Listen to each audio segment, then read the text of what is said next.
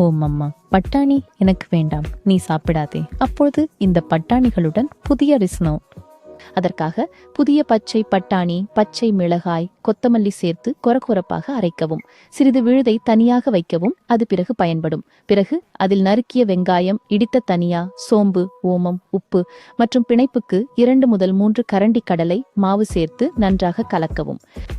இன்று இவற்றை வறுக்காமல் தக்காளி, வெங்காயம், பூண்டு, இஞ்சி, சிறிது இலவங்கப்பட்டை, மிளகுடன் ஆவியில் வேக வைப்போம்.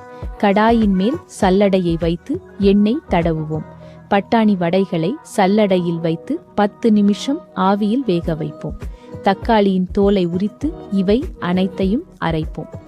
கடாயில் எண்ணெய் சூடாக்கி பிரிஞ்சி இலை, சீரகம், பெருங்காயம் தாளித்து தக்காளி, வெங்காய பியூரி சேர்க்கவும்.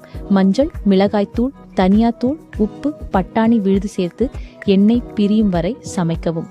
சிறிது தண்ணீர் சேர்த்து மேலும் சமைக்கவும். சீரகப்பொடி, பட்டாணி வடை சேர்த்து மேலும் 2 நிமிஷம் வைக்கவும். கொத்தமல்லி, பட்டர் சேர்த்து